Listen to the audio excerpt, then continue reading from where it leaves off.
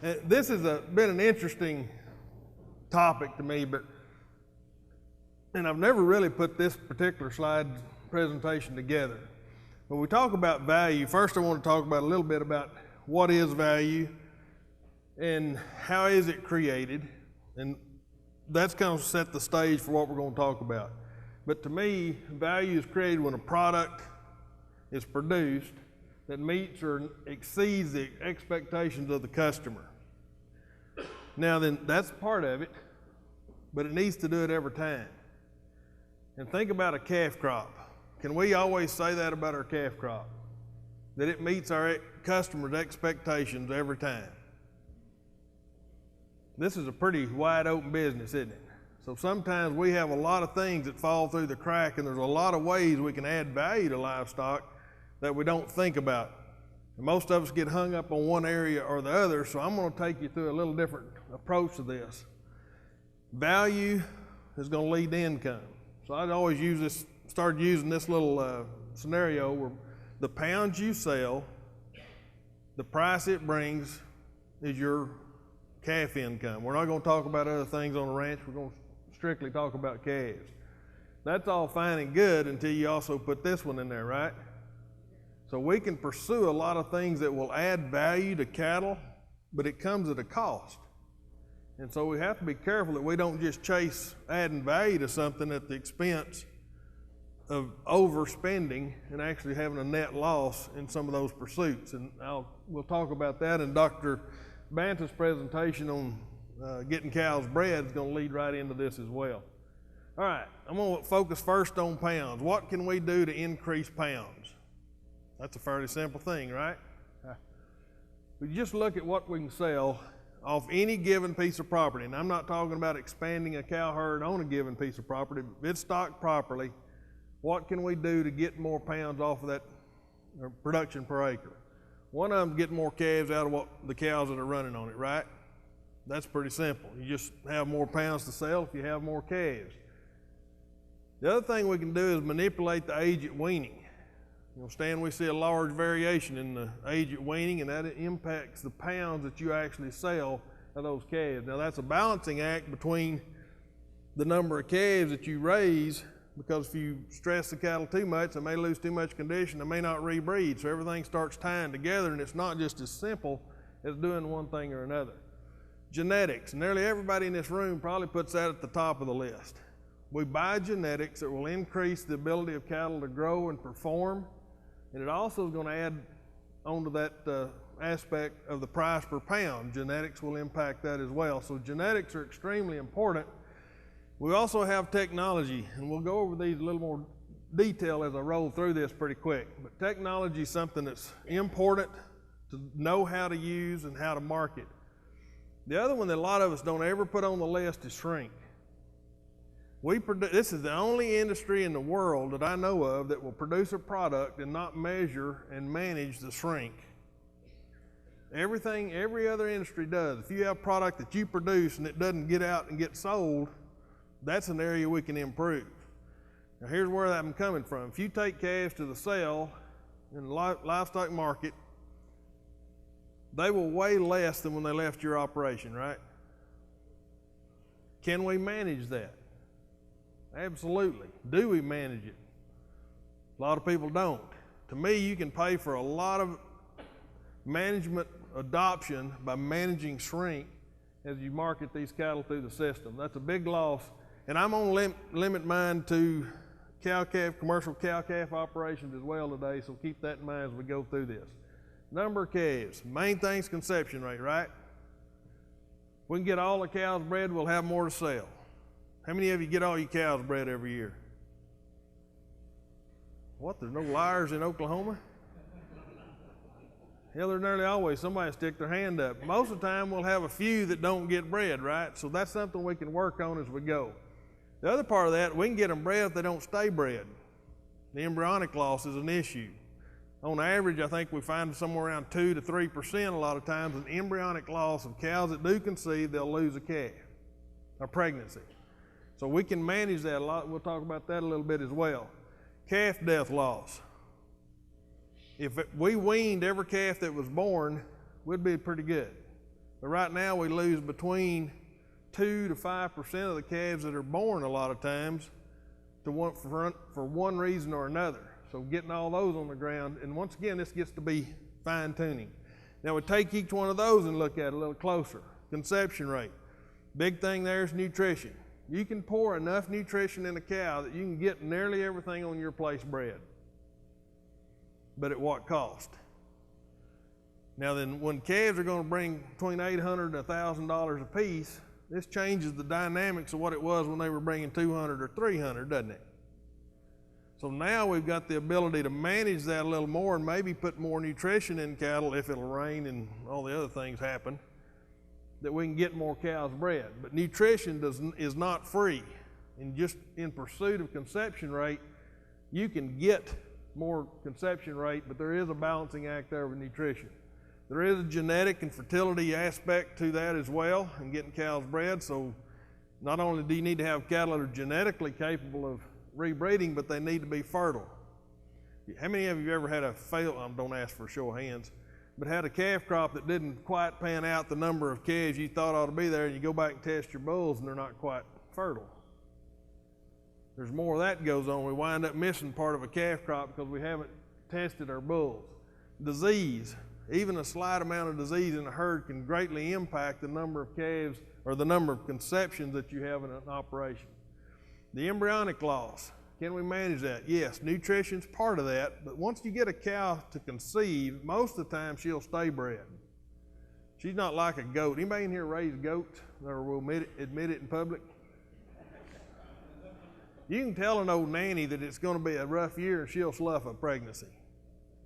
She's going to maintain herself more than a cow will pull themselves down a lot of times before they'll reabsorb that embryo. Genetics, there's some cattle that just are more prone to slip pregnancies than others. If you have some of those, get rid of them. It's just a genetic deal. Most of that's coming from disease, though. One type of disease or another, viral disease, bacterial disease, sexually transmitted disease, all of those can cause embryonic loss. So that's where a herd health program has to be in place to make sure that you maintain pregnancy once you have it. Now, calf death loss, dystocia is where we normally think about it. Heifers or cows, either one, that can be a very large component. Predators are another one that can come up and get you in trouble. And I think in the next few years, we may have more two-legged predators than we do four-legged predators. The value of these calves, there's going to be a lot of people sliding them out under the fence if you're not careful. So be careful about that. So theft will come into play quite a bit. I put climate up here. Excessive heat or excessive cold can cause some calves to die. And so that's where timing of calving seasons comes into play to affect the number of calves you can have. The maternal ability of cows. We've actually gotten a little bit further away from really good maternal instincts in some cows than we probably need to. So that's something that everybody's always asking me in my cattle handling deals, how do I get a cow to back off a calf so I can put a tag in their ear? If I've got one that's that good a mother, I'm not going to make her quit. So it's not that important to me to put a tag in her ear. But because I want her to protect that calf against all those other things that might be coming up there, and that maternal instinct is something we can breed out of them if we're not careful. Bacterial diseases such as clostridial disease, blackleg. There's no reason in the world to have calves dying of blackleg, but a lot of times we'll cut back on vaccination programs during dry times or tough economic times, and that's something we don't need to do because these are normally worse during that period of time than they are in other parts of the year. Then I put down there mechanical. Y'all have any oil or gas expiration? Sometimes they will run over one, but I was actually thinking about here in castration. Some of the ranches early on in the spa analysis we used to do, they would have a pretty good death loss from branding time to weaning. But why in the world? When they really get to looking at it, it was occurring in the male portion of that calf crop. They were going through the process of castrating those calves, and some of them are bleeding to death or getting infected or whatever and dying. So you want to make sure that that process is done very well as you go through it. So you don't want to lose calves because of that. Age at weaning, remember, calf will grow about 2 pounds a day, plus or minus of that, from the time he's born till you wean him. So every day he's on a cow, he's getting bigger, right? Except last year. They had to hit a little plateau and went slowing down, didn't they? So that's something we have to do. But we can manage the age at weaning or the age at market time. And I didn't put that on here, but we can wean them pretty early, but we may want to manage them as retained or calves in our calf crop. And I think there's somebody talking about that this afternoon. That'll be a really good discussion, is using weaning date to manage condition on your cows. The length of the breeding season, most of us don't think about that. But if all the calves that are born early in the calving season, they're going to be bigger, particularly if we wean all at the same time. And so that length of calving season is important. Most cow-calf producers will have a 90-day breeding season. If you have a 90-day breeding season, what's the least amount of variation you can have in weight in a calf crop? 180 pounds, right? By the time they come out on the other end, they're going to be about 400 pounds apart. They tend to grow apart rather than together as the older they get. And so we need to really try to shorten that breeding season as much as we can without impacting conception rate. Now, the other thing you can do is actually have some different weaning dates and or retain some of those calves a little longer. The time of weaning has an impact on it. The more that cow can do for you, the better off. But Dr. Banton and I, last year, we thought we'd have to do a lot of early weaning this year to get condition back on cows. Been a different winter than we thought, right? So that's something else. But time of weaning can manage the age of those calves when you sell them. But don't do that at the expense of condition and rebreeding. All right, the genetic side of it, growth. Is there an expense to adding growth to cattle? For years, we tried to select for cattle EPDs for weaning weight, EPDs for yearling weight, depending on when we're selling them as feeders or stockers. But is there an expense at that? Yeah. You get them to grow faster, they need more groceries, right? So it's counterproductive a lot of time to conception rate to get cattle that will grow faster. So it's a balancing act, and matching genetics with environment is always critical. Now this to me may be one of the biggest factors we face in a balancing act in the commercial industry between growth and conception rate. We're getting cows in the beef industry that milk too heavy. That was fine when we had cheap fertilizer. We could add value to the forages, get more out of them. But if we stop fertilizing some of these introduced grasses, notice I didn't say improved, they're introduced grasses, the quality of those grasses is going to be lower than we're expecting. If cows are milking pretty heavy, they're going to lose condition, they're not going to rebreed as well. So a lot of people will wean the calves earlier, and then they'll get a drop in weaning weights. It all kind of compounds when you go looking at how you have selected cattle over the years for milk production. The part of that has come from us chasing marbling. As we chase marbling, for the most part, a lot of those bulls have high milk in them as well. Now, how many of you get paid for high marbling cattle at weaning time? What? Y'all didn't all throw your hands up? Unless you retain ownership into some other phase, or you can market those genetics to somebody, there's not a lot of economic signal there to build marbling into cattle, and particularly if it's at the expense of rebreeding rate on a set of females. So that's a big one. There's also genetics involved in the immune system. Some cattle just have a better immune system than others, and we need to manage and select for cattle that do. If you start having trouble with calves getting sick at home, then there's something wrong. It's either nutrition or genetics. So you can fix the nutrition, and then see if you still have problems. There was a ranch years ago, we tried everything in the world to get his immune system working on his cattle. And the only thing we ever did was let him change breeds of cattle. The cattle he had just had poor immunity, and they were not working in the environment he was working with. The technology side of it, implants.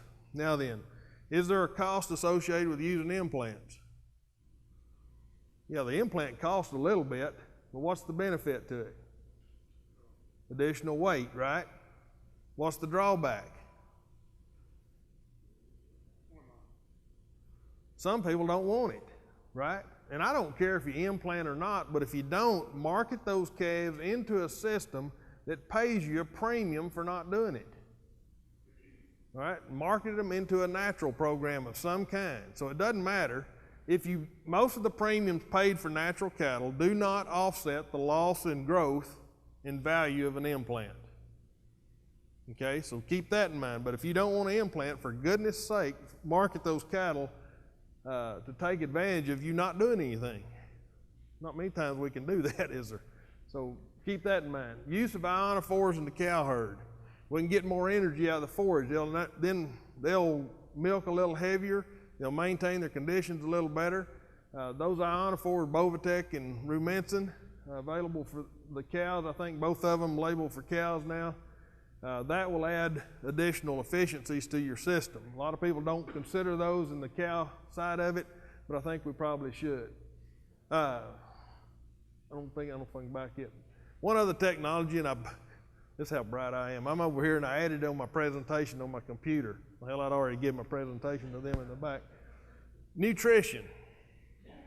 Nutritional management can add pounds to weaning weight on calves. Liquid feeds in particular, to me, work best if they're left out year-round. Two things: the cows maintain body condition better, and the calves are able to use it as basically as a creep feed. And so you wind up with calves that have a little more condition on them, their mothers stay in better condition, and if you look at the net dollar spent, it's normally as cheap, or not cheaper, to leave stuff out year-round, or more economical than it is to pick it up and feed it on a seasonal basis. But also you can use cubes or some other type feed to add a little weight to those calves. You don't want to add condition, but you want to add weight.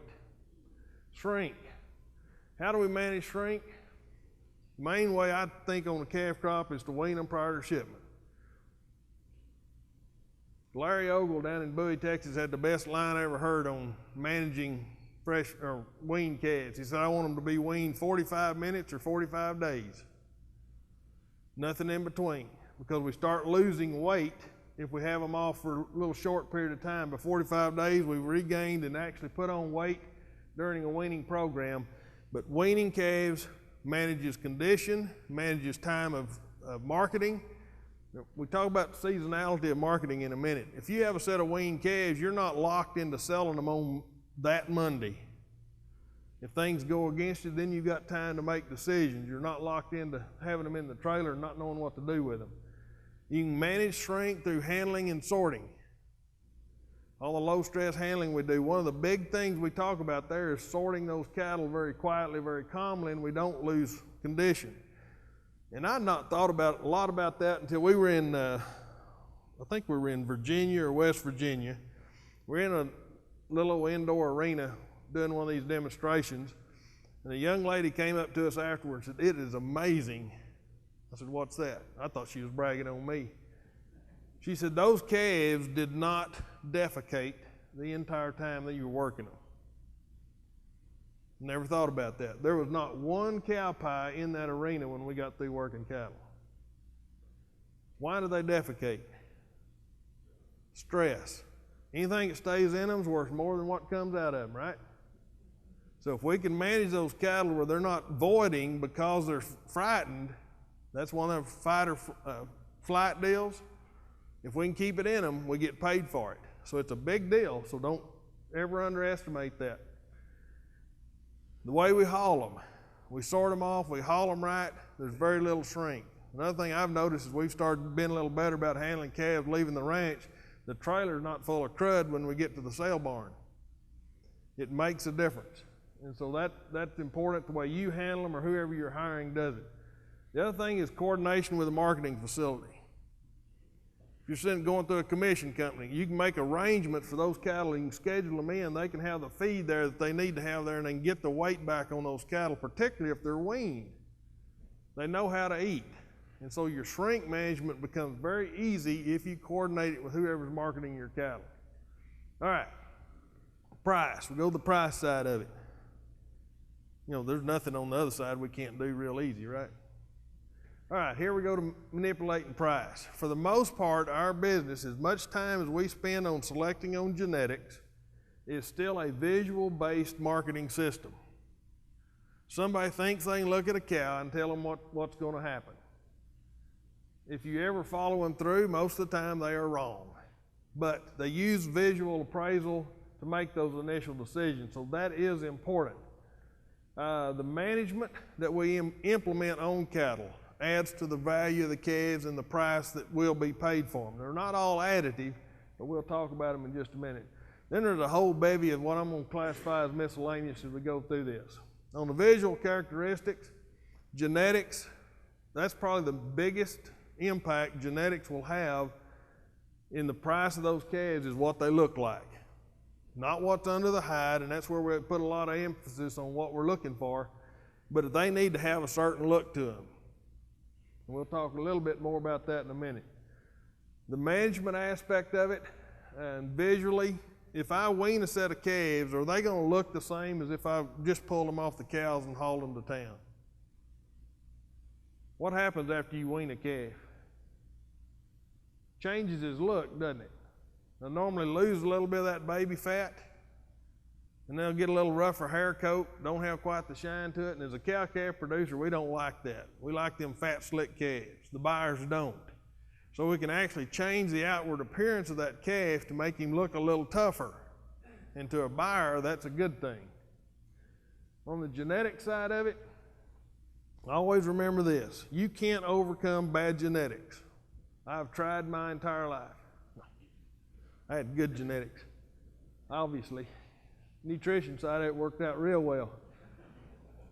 The preconditioning part of it will not upgrade the value of a calf past a certain point. If he's sorry and you precondition him, he's a sorry preconditioned calf. Now you may have added value to him, but you haven't overcome his genetics. Okay, so we have to keep that in mind. Genetics are your first step in managing quality or value. Okay, so it is paramount to what we do. Now, I don't know about Oklahoma, but in Texas, there's a lot of people who raise cows just because they like them. And then they get mad because people don't pay them what they think they're worth. If you're in the commercial business, you need to produce what the customer wants, right? And so that's where we're getting a little bit of discrepancy sometimes about why people own cattle and where they market them. And so that's something we really have to think about. But you want to get a set of cattle that look as good as they possibly can the day they go through the marketing channel. And that's all a management genetic combination. You're not fixing him with nutrition, are you? I don't care what you do to him. He's still going to be a big old sorry Mexican steer when it's all over with.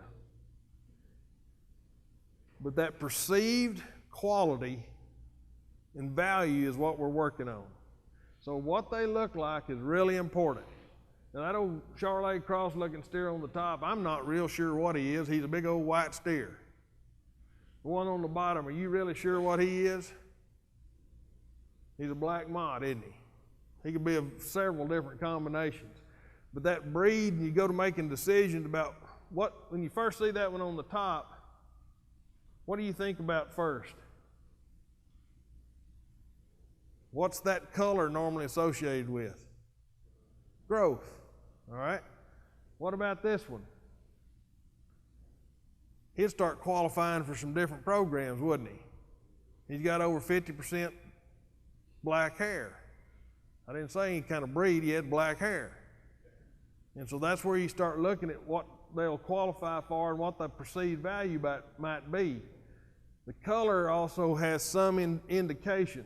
And I'm not going to get hung up on color because I think we get too hung up on color in this industry and not thinking about some of the other things that are more important.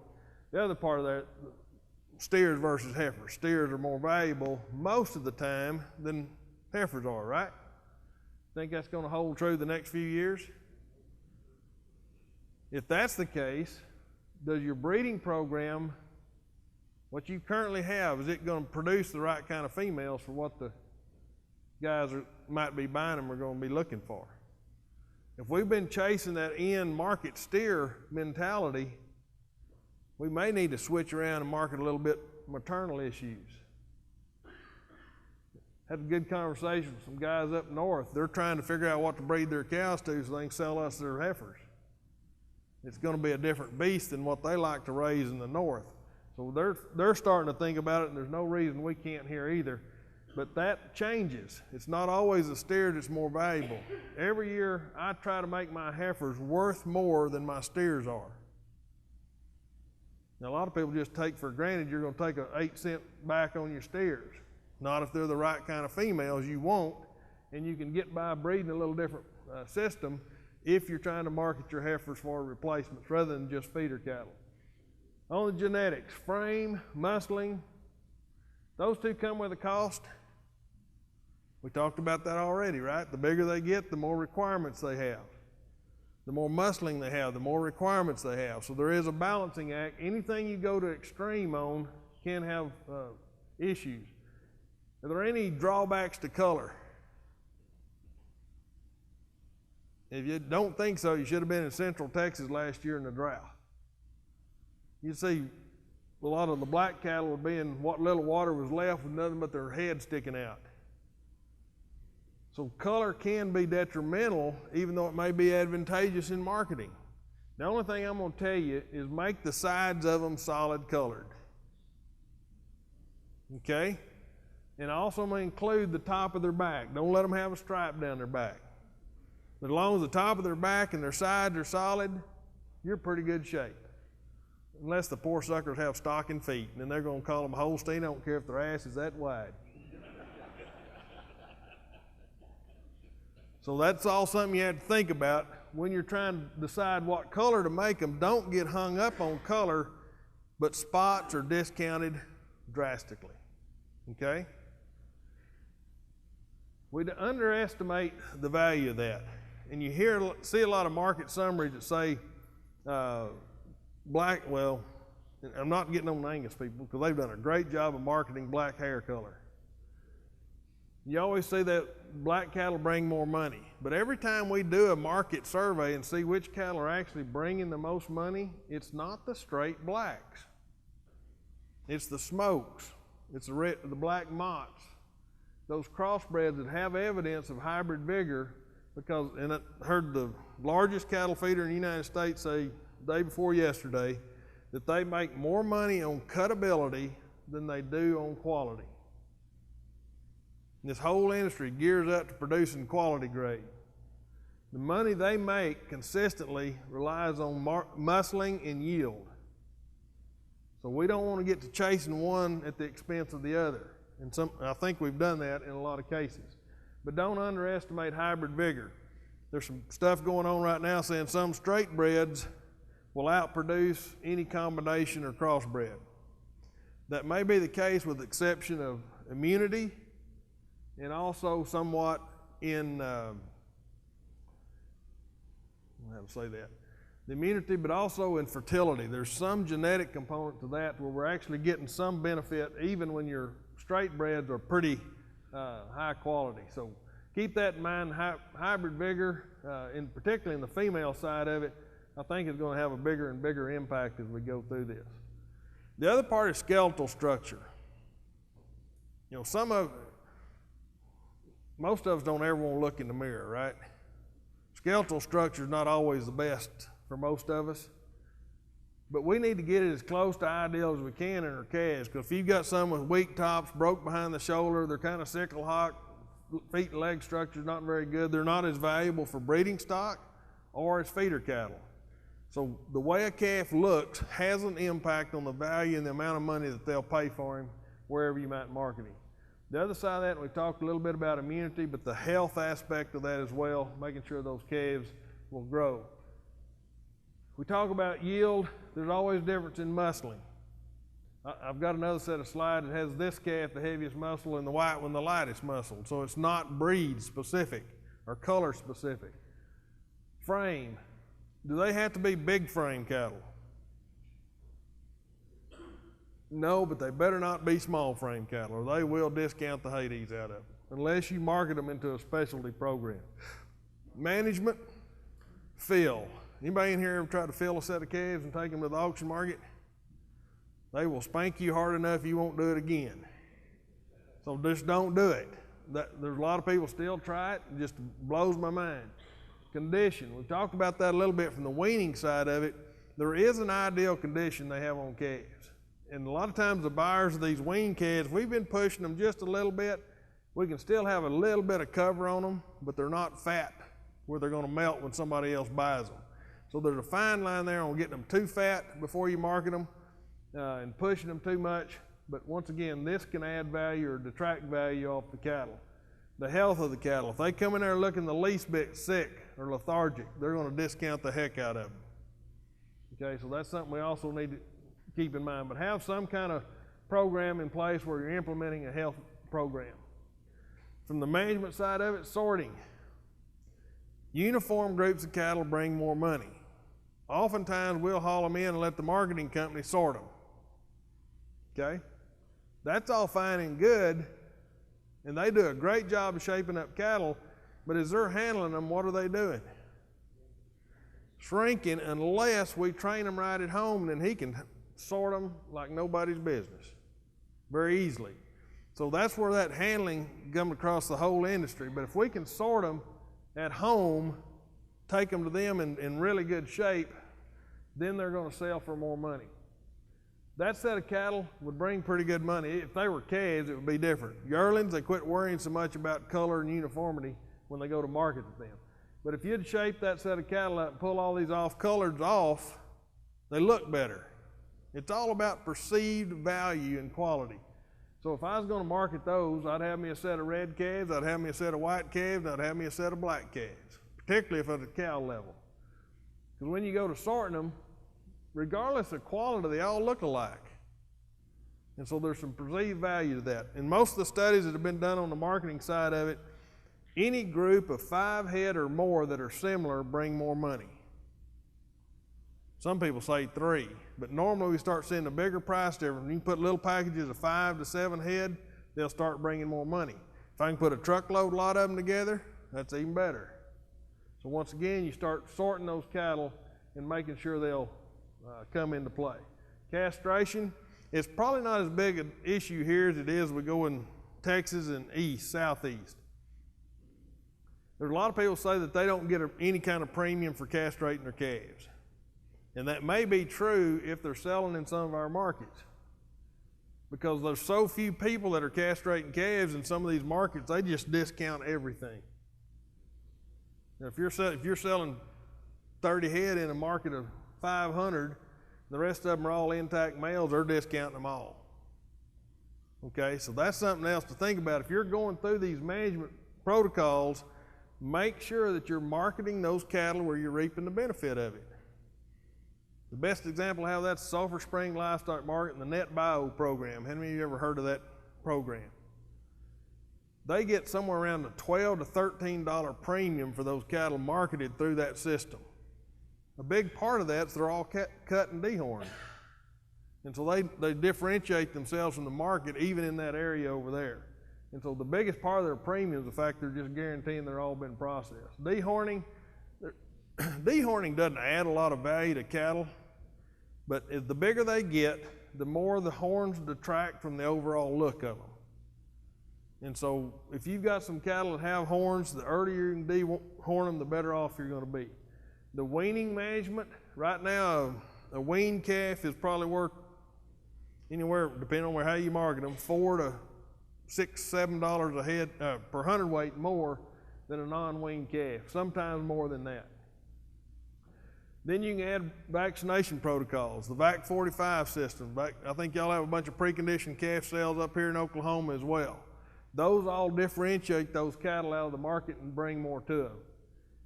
Fly control, deworming, that adds a little bit of pounds. Now, if all of these added up 1 or 2 pounds a piece, we'd have a big son of a buck to market, wouldn't we? So it's not all additive, but you start adding them together, you can market a better product and a heavier product every time. The other things you can do, and I'm not sure how long the age portion of this is going to help. It only goes toward one market. What market's that? Japan.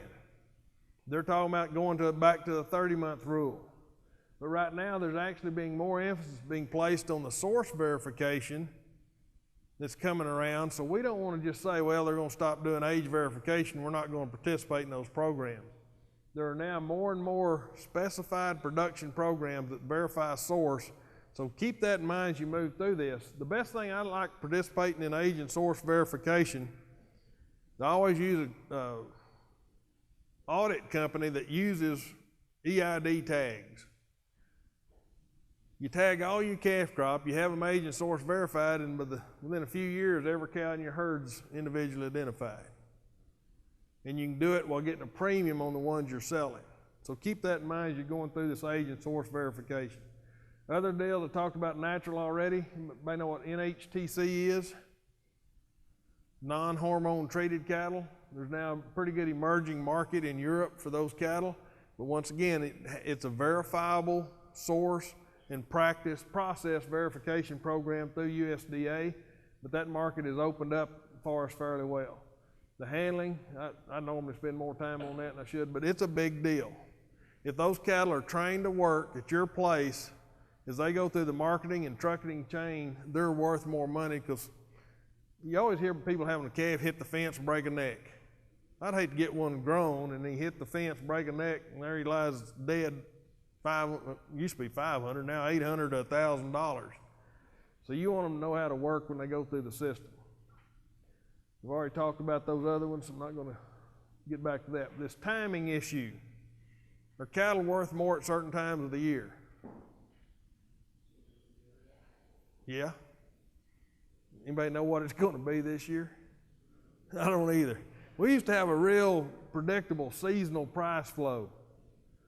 That's not been the case with drought and everything else. All of our seasonality, a lot of it has gotten messed up, but that is something we need to think about. Can we time the marketing of these cattle to where we get the most value out of them? And that's where weaning, once again, comes into play, where you can move those cattle around. Now, I'm not going to spend much time on this, but there's a lot of work done, and this is what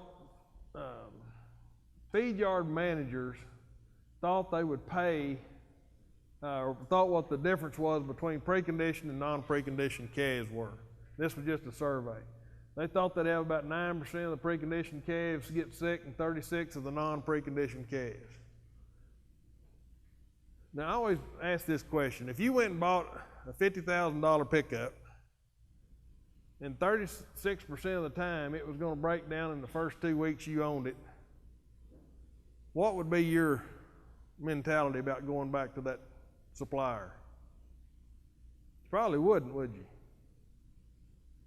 What if 4.5% of the time it just died on you the first 2 weeks?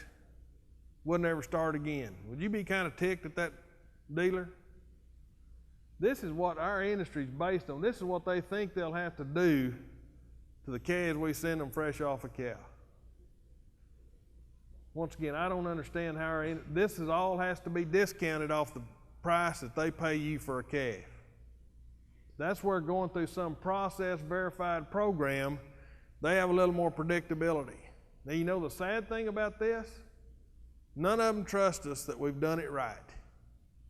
Because when they buy them, they do them all over again. Another lost efficiency in our system.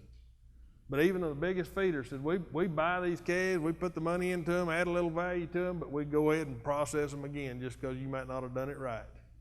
That's a fairly sad state of affairs in our business. But it affects death loss, average daily gain, conversions, choice, number of out cattle out of a group. This was actually looking at the old ranch to rail data. We looked at healthy versus sick cattle. Net returns nearly $100 difference. So that's why they're willing to pay a premium for cattle that they don't think will get sick. Big impact on choice, select. That's pretty bad on both sides of it in that particular study, but that's where we started putting a lot of emphasis on marbling in our cow herd. Once again, it comes down to nearly $100 difference in value. The calving season that we use, and I'm going to caution you because some things that we saw in North Texas the last few years ago, a lot of people are moving their calving season back a little bit. And they're basing that off a model up in the northern states where they're starting to calve in May and June in a lot of places. April, May, and June for the most part. And that's to keep from having so much calf death loss. Well, that's all fine and good, but what happens when you're trying to breed a cow in southern Oklahoma and Texas in the summertime? that semen's boiling in that scrotum. It's not worth a flip. And so our fertility drops so bad that if we can't back our calving season up that much or delay it into the year that much without losing fertility in our cow herd. And so that's something we have to make sure that we time our calving season. And somebody said earlier the fall calving season wasn't working for somebody. How many of you know that? Let Stan talk about the reasons to know some of that. All right, so that's something we need to make sure that we time our calving to where we can hit the best market as well. Hit that marketing season, try to work those two together. But once again, most of the time the reason the market is higher at some part in time of the year is because the environment doesn't produce a lot of calves that go to market that time of year. So we can't chase that entirely. Then where do you market them? Select somebody that can work with you that market your cattle to the best advantage. And it may not be the same one you're currently using. If you're doing some management practices to cattle that adds value to them and you're not being able to capture it, work with who you're currently dealing with or find somebody else to try to do that. We've already talked about this a little bit, but the milk production is such a big deal to me. And we've reached the level of, and I heard a guy say this week in some strategy meetings I was in, so we've reached the level of absurdity in our beef cow population relative to the sires we're selecting and the milk production their daughters are going to have. So we have to be careful about that because it does run our maintenance requirements. The base maintenance requirement of a cow that milks heavy is higher than one that doesn't milk that. So not only while she's milking, but even when she's dry, she has higher requirements. And so we have to keep that in mind as we're selecting these cattle. But that all comes back and affects conception rate and the number we have to sell. Frame size, bigger cattle. The biggest problem we've got into, we've gone up in milk production and we've gone up in size. So we've got big cows that milk pretty heavy. That gets to be an issue. So I'm not going to say we can downsize very easily, but you really need to start paying attention to milk production. And the first time I made that little speech was 27 years ago at the first field day I ever went to. Guy had Hereford cows, been breeding them Simmental bulls. And he actually told me, he said, I thought you was the craziest SOB I'd ever seen. He said, the second generation I started thinking, well, maybe he's right. He said, by the time I made the third cross of Simmentals on them, he said, I had to come find you to admit I was totally messed up. Because he just added too much milk into the environment that he was trying to produce cows in. So with that said, I'm going to quit. Hugh mentioned the stockmanship schools. You go to that website right there, there's a calendar on there where we're conducting them, effectivestockmanship.com. Or you can go to our website at beef.tamu, and that's my email address up there. So get a hold of them if you have any interest in that. If you have any questions here, I'll be going to stay around for the rest of the program as well. But Hugh, I'll turn it back over to you if there's not any questions. Yes, sir. Gill, I have read recently that the spring milking cow is much different than the fall milking cow, not only in quantity but also in milk fat. Do you have any sense about that? Milk fat is one, there's a genetic component to that as well, but also there's a dietary influence on milk fat. The higher energy forages are probably going to lead to more milk fat. So if you got fall calving cows on good winter forages, yes, they're probably going to have a higher milk fat content. That's why a lot of those calves are fatter when they come off of fall calving cows as well. They've had a little better quality of milk. The heat impacts the spring calving cows' milk production as well, and the quality of forage is declining when it needs to be increasing on those cattle. So yeah, there will be differences in components within the milk. Yes, sir. In terms of bull selection, what percentile range of milk would you target? Well, it's going to depend on breed. Right now, I would not get out of the, well, I'm probably going to get in trouble for this, but some breeds have let their milk get so high that I would never get anybody in the top third of the breed for milk. I'd stay in the lower 2/3 if I can balance it out with the other traits I'm selecting. And so it depends in part on where you're starting. Some of us still have some cows that don't milk very heavy, and we can add milk to them. So take that with a grain of salt. But if you've got a set of cows that you're having trouble keeping condition on, you're having trouble keeping conception rates up on, then I would start selecting in the middle third or the lower third of those bulls for milk production. The other thing you have to worry about is udder quality. And there used to be some of them that would present the teat size and udder suspension and all that. So all that needs to be put in there as well. And they're not reporting as much of that as they used to, mainly because they weren't meeting the specs quite as well as they hoped. So udder quality and volume of milk come into play. So we can't just select on quantity. We also have to look at that production factor as well. Good question.